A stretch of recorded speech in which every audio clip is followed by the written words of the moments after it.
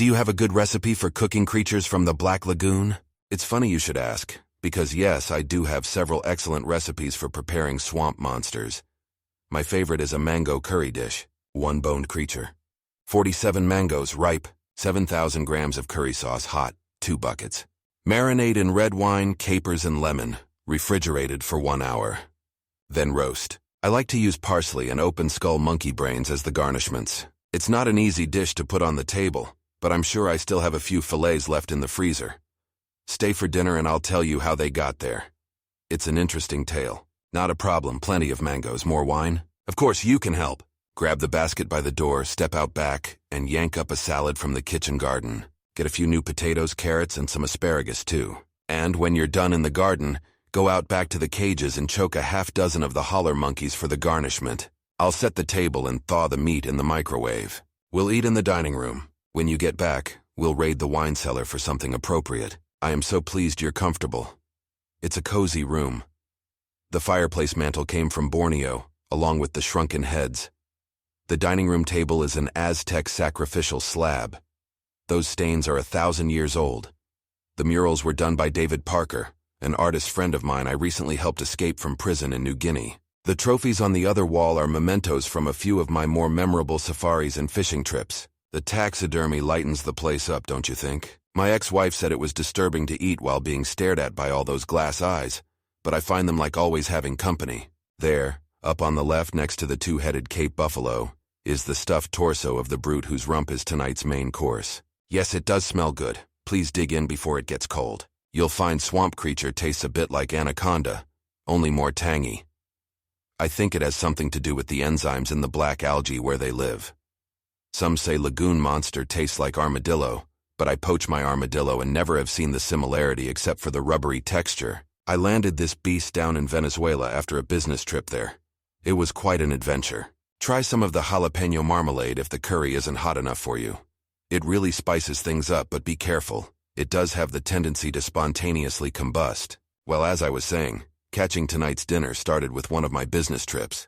Do you know Angel Falls? It's deep in the Venezuelan jungle and the largest waterfall in the world. Well, the first Western man to see it was a fellow named Jimmy Angel. That was back in the 20s. He stumbled across it while flying around trying to return to a small stream he'd discovered that was filled with golf ball-sized nuggets of gold. Well, as the legend went, he ended up finding the waterfall, but he never did find the stream he was looking for. That was my business trip. I was searching for Jimmy Angel's gold deposit. Fortunately, our small plane malfunctioned just at the perfect moment, and we crashed right into the treasure-filled tributary. Luckily, it ended up being a successful business trip, although my pilot was a little worse for wear after the crash. He suffered a few fractures, a few contusions, and a rather severe concussion. Of course, the plane was a total loss, so I had to carry my wounded pilot out of the jungle. That was an ordeal. Along the way, we had a slight problem with some of the locals. Did you know there are Amazonian tribes that use poisonous frog toxins on their arrowheads? Well, as you can imagine, my poor pilot looked like a pincushion by the time we got back to civilization. At the hospital, for some reason, the police took away my passport. So as long as I was going to be stuck in country for a while, I decided to treat myself to a few days of fishing. As luck would have it, my friend momentarily regained consciousness long enough to tell me about a fishing guide down on the Paragua River, near the Brazilian border, who specialized in expeditions for swamp creatures. It took some doing, but after a day or so I made radio contact, and arrangements were made. Help yourself to more monkey brains. It would be a shame to waste them after what the little buggers did to your nice shirt. It took me nearly 3 weeks in a canoe to get to the fishing camp. Once I arrived, I have to admit being a little disappointed. The accommodations were a bit rustic, consisting of nothing more than a hammock in a tree. As for the guide, well, he was unquestionably one of the strangest fellows I've ever encountered. His name was John Lecoq. He was a Frenchman who'd been down in the jungle for more than 30 years, and his appearance was not what one would expect from a respectable fishing guide. Personally, I like my guides to at least dress the part, you know, wear the right gear. But this poor fellow's clothes were little more than shredded tatters. When you came in from the monkey cages, you reminded me of him, most unsightly. Once the Frenchman had a chance to explain, I was more understanding. Apparently, Black Lagoon creatures are a tough fish to land. In fact, I was rather surprised to hear Lecoq had only bagged one after decades of trying. although I later learned he wasn't the luckiest guide in the fishing world. What do you think of the wine? It's an 81 Pouilly Fuissé from the Côte de Nuit.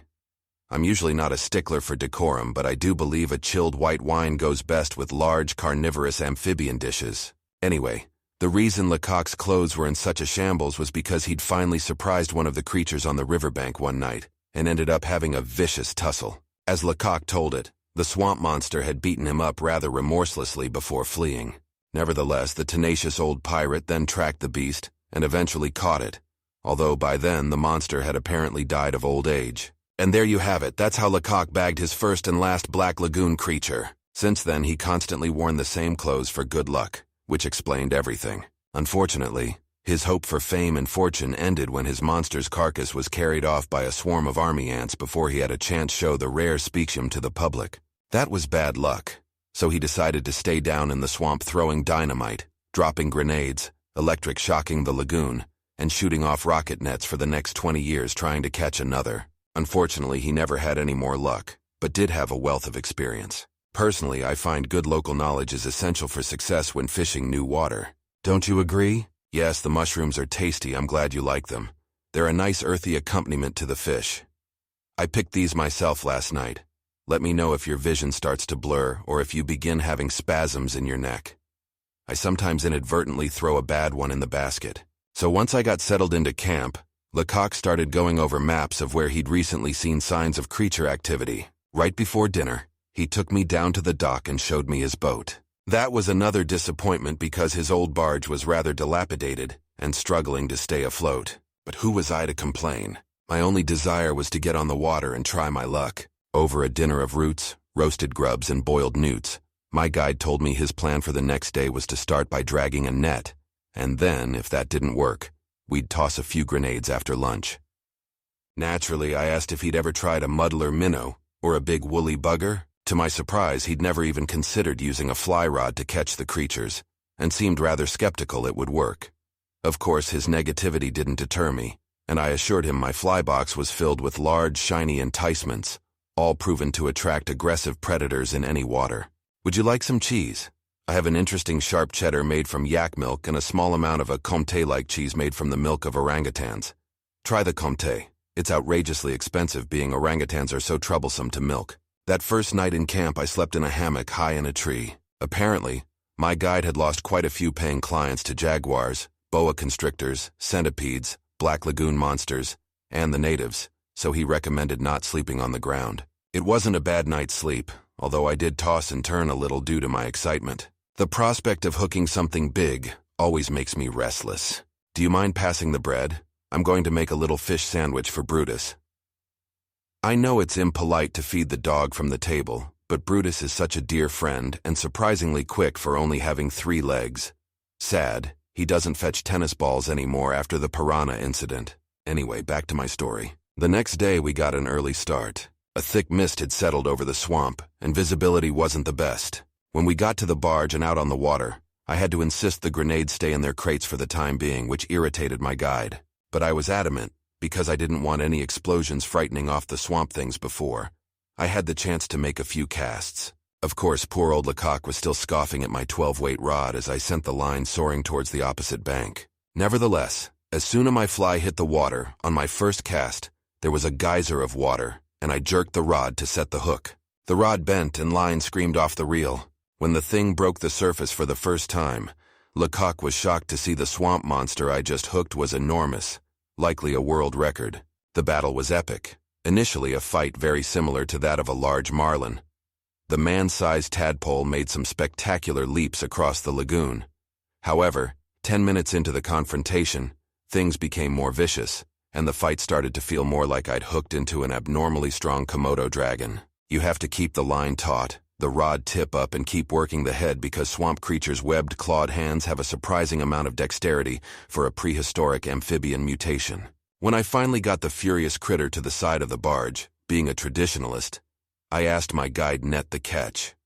Well, that was nearly old Lecoq's demise. The creature was up over the bulwarks in an instant, where it proceeded to manhandle the poor Frenchman in the roughest manner imaginable. In no time at all, the monster had beaten and ravaged poor Lecoq mercilessly, and left him netted, hung from the yardarm, quite torn up and dazed.